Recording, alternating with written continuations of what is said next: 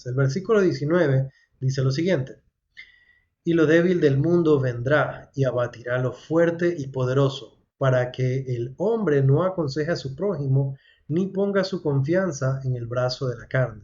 Para mí eso es súper importante porque está hablando de que un hombre no debe poner su confianza en otro hombre, y con eso seguimos hablando del orgullo.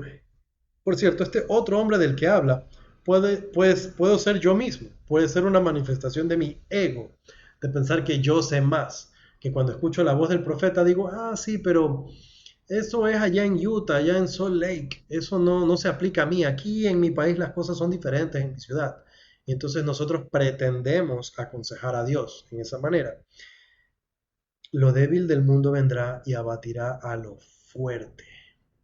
El testimonio, si se dan cuenta, de nuestros líderes de la iglesia es sencillo, es muy simple. Cuando ellos hablan, yo personalmente, yo puedo sentir cómo mi corazón vibra, cómo mi espíritu puede reconocer la voz de Dios a través de ellos en palabras sencillas. Lo débil del mundo abatirá a lo fuerte. Hay doctrinas del mundo que se están poniendo muy de moda, doctrinas que pretenden alterar los roles familiares, eh, que pretenden hacer menos el rol de un padre de familia o de una madre de familia, que pretenden cambiar aquello que es lo más importante, el orden en la estructura familiar, y que fue dado por Dios precisamente para que cada hijo suyo tenga un pedacito de cielo en su casa. Es el mismo formato que teníamos en los cielos, papá, mamá, con experiencia, que enseñan a niños pequeños. Y así era el cielo. Teníamos Padre Celestial que nos podía enseñar y nos podía guiar. Lo fuerte y lo poderoso de hoy son doctrinas que pretenden destruir estos principios. Y tenemos que tener mucho cuidado con eso y con otro montón de voces que pretenden destruir el plan de Dios. Ahora, los versículos que vienen en adelante me gustan mucho porque todos empiezan con para qué. Y cada vez que yo en las escrituras leo para qué, entiendo que hay un propósito y que el propósito va a ser para qué lo que sigue. Entonces vamos a leer rapidito versículos 21, 22 y 23 que empiezan igual. 21. Para que también la fe aumente en la tierra. O en otras palabras, con el propósito de que la fe aumente en la tierra. 22. Para que se establezca mi convenio sempiterno. 23. Para que la plenitud de mi evangelio sea proclamada por los débiles y sencillos hasta los cabos de la tierra, y ante reyes y gobernantes. Ahora, ¿se acuerdan que estábamos hablando de que es importante de que la sección 1 de Doctrina y Convenios sea la sección 1 de Doctrina y Convenios que esté al principio, aun cuando no haya sido la primera revelación? Aquí se está estableciendo el propósito, las razones por las que se enseña el Evangelio, para que aumente la fe en la tierra, para que se establezca el convenio sempiterno, para que la plenitud del Evangelio sea proclamada por los débiles. Y eso me hace pensar, los misioneros son jovencitos y ahora son todavía más jovencitos de los que eran antes, 18 años en lugar de 19. Las hermanas ni se diga, jovencitas. Y a estos jovencitos se les da la autoridad. Ojo, no solo la iglesia les da autoridad para que representen a la iglesia. El Señor Jesucristo les da autoridad para que enseñen en su nombre. No es cosa pequeña. Y tomamos a muchachitos, literalmente, a nuestros más jovencitos, para que ellos vayan y hablen con cualquier persona, con jefes de familia, con abuelitos, con personas que tienen hijos grandes, que ya saben de la vida. Y estos muchachitos van y llegan a su corazón, enseñando de forma sencilla el Evangelio, con palabras muy simples. Entran en la casa y la gente lo siente, estos muchachitos, estos élderes, Y hermanas, entran en los hogares y se puede sentir la influencia. No es solamente que están bien vestiditos, no es solamente de que tratan de ir limpios, de pronto al final del día ya están bien sudados, especialmente en ciertas áreas muy calurosas. Sin embargo, ellos llegan y se puede sentir con fuerza el espíritu. Gran parte de la forma en la que se da la conversión es que simplemente las personas los miren, que puedan cuando entran en su casa sentir la diferencia cuando los misioneros están a cuando se van y puedan sentir eso y se den cuenta que el mensaje es verdadero, aún sin escucharlos. Ahora obviamente cuando los escuchan, y esto a mí me gusta muchísimo, Jesucristo siempre hablaba de que Él es el buen pastor y que las suyas lo conocen.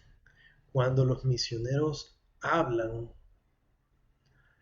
los discípulos de Jesucristo reconocen la voz de su Señor y lo siguen. Si alguna vez, si usted es converso y alguna vez se ha preguntado, ¿cómo así yo dejé entrar a estos chicos a mi casa? ¿Cómo así con lo que ellos me dijeron, me convencieron? Parte y parte.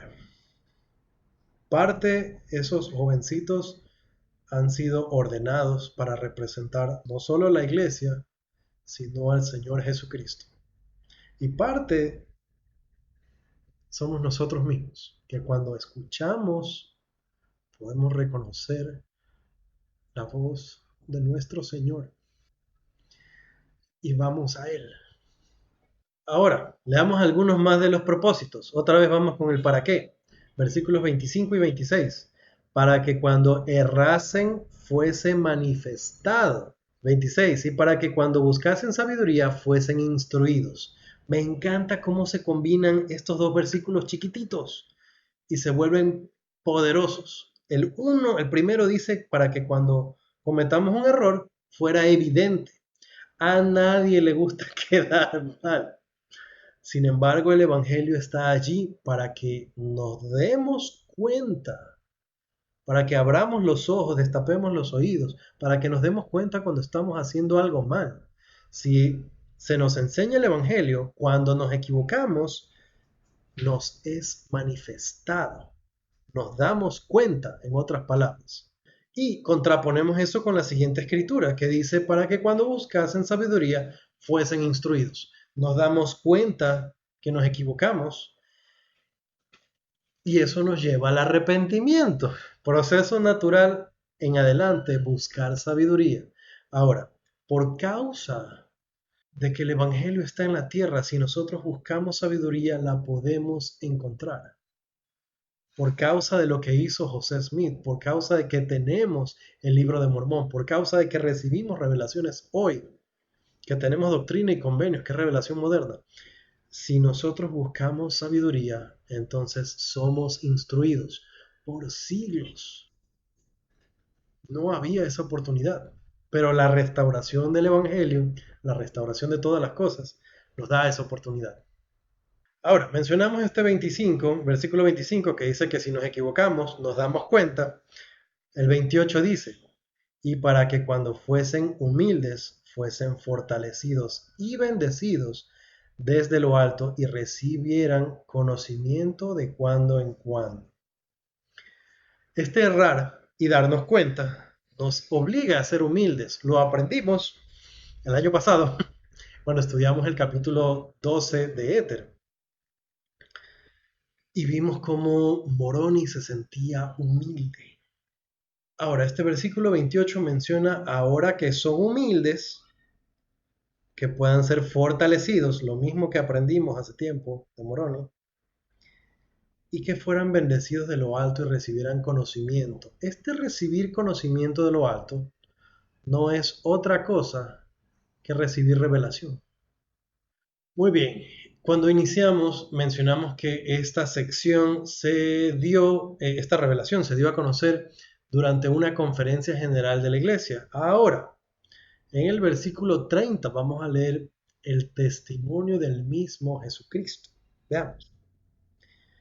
Y también para que aquellos a quienes se dieron estos mandamientos tuviesen el poder para establecer los cimientos de esta iglesia. y de hacerla salir de la oscuridad y de las tinieblas, la única iglesia verdadera y viviente sobre la faz de toda la tierra, con la cual yo el Señor estoy bien complacido, hablando a la iglesia colectiva y no individualmente. Este es el testimonio del mismo Señor Jesucristo en cuanto a su iglesia. Y en muchas ocasiones, entre los mismos de la iglesia, decimos, bueno, la iglesia es de Jesucristo, de esto damos testimonio. O a veces tal vez bromeando podemos asistir a un barrio donde las cosas están pasando medio raras y decimos, uy, aquí la iglesia es menos verdadera o alguna broma del estilo. Pero deberíamos ser un poco más respetuosos con este tema, porque el Señor Jesucristo mismo dice que es la única iglesia verdadera y viviente sobre la faz de la tierra, y dos, que está bien complacido con ella. Ojo, por algo hace la aclaración, dice, estoy hablando de la iglesia de forma colectiva, no individualmente. Es decir, no está hablando de cada miembro de la iglesia. Nosotros tenemos muchísimo de qué arrepentirnos todavía, muchísimo. Pero el trabajo que hizo José de restaurar la verdad, todo lo que le costó, todo lo difícil que fue y todo lo duro que fueron los primeros años. Y ahí hablamos no solamente de José, sino también de Brigham Young, que sacó a los santos y los llevó a su nueva morada, que fue algo muy duro, muy difícil.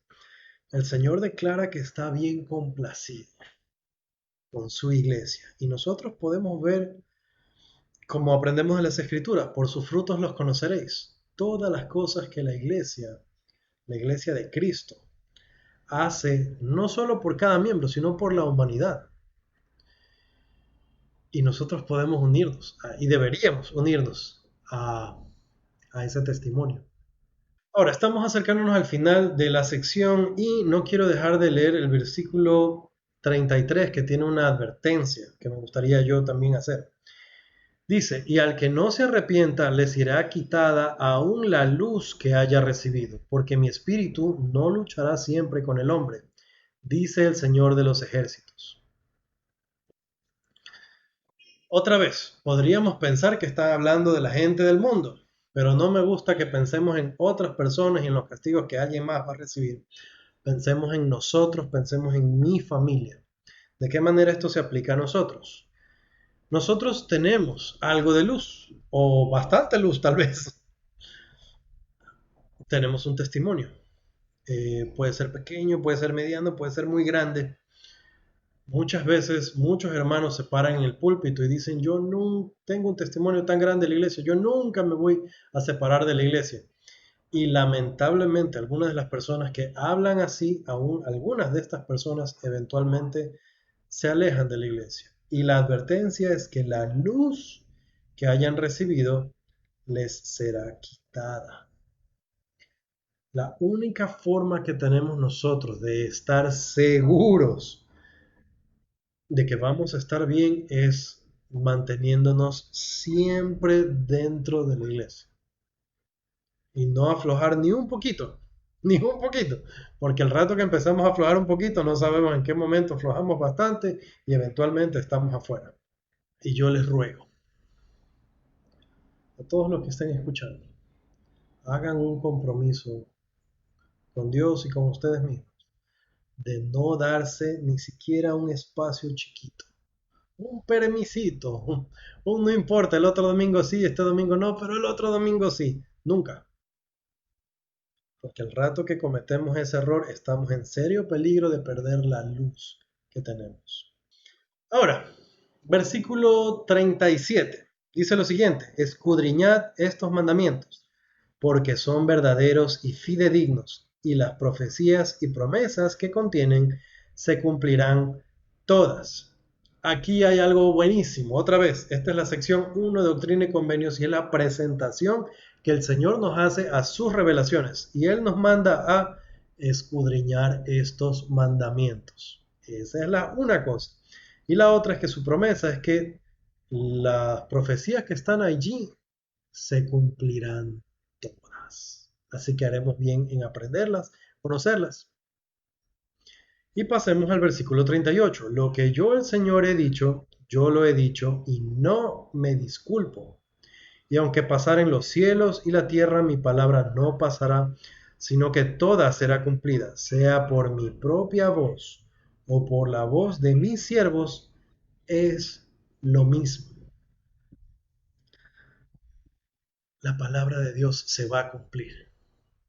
Lo diga Él, lo habremos escuchado del cielo, lo leemos en las escrituras, lo dice el presidente Nelson, lo dice cualquier miembro del Quórum de los 12, se va a cumplir.